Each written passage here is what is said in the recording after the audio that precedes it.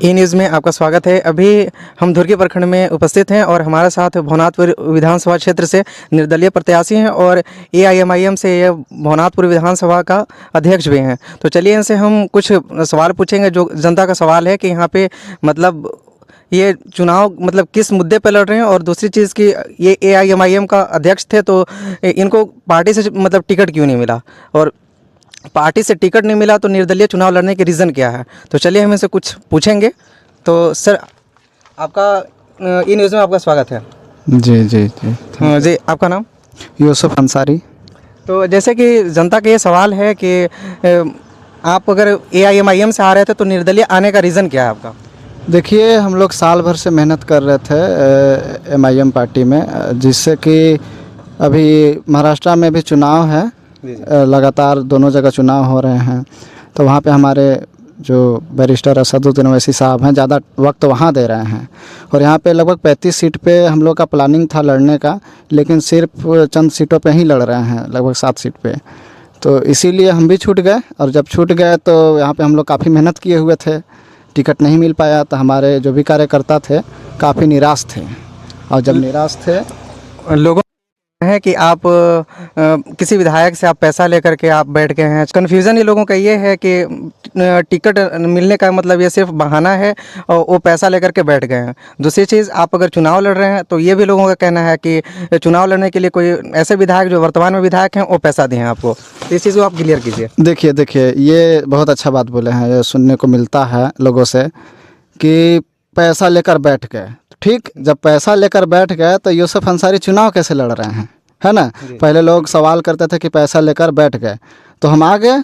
हमारे लोग निराश थे कि टिकट नहीं मिला, फिर भी आइए चुनाव लड़िए, हम लोग साल भर मेहनत किए हैं तो लड़िए। फिर हम आए, चुनाव लड़े, निर्दलीय लड़ रहे हैं। अब वही लोग उल्टा बात कर रहे हैं, वही लोग बोल रहे हैं कि अब जो यहाँ के एमएलए हैं वो हमें पैसा दिए हैं।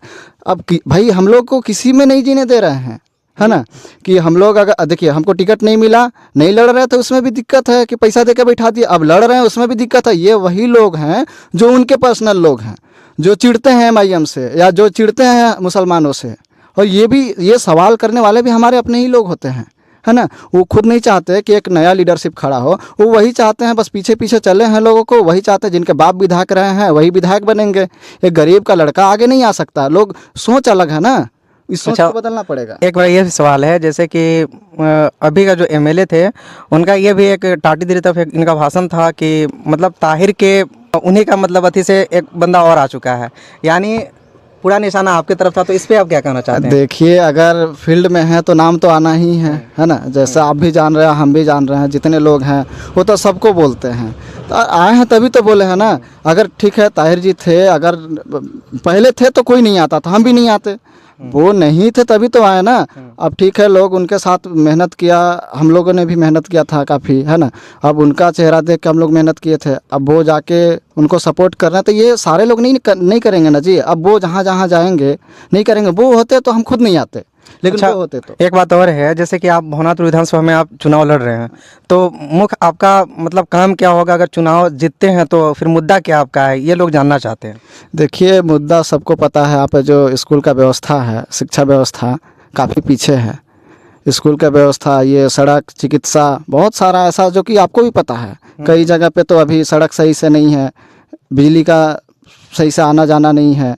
तो भानु प्रताप शाही का तो यह वादा है कि हम हर जगह पे लाइट पहुंचाने का मेरा काम किया हुआ है कि, और रोड वगैरह भी, सगमा में जो ब्लॉक है ये इसका भी वादा है कि मतलब हम बनाए हैं यहाँ पे।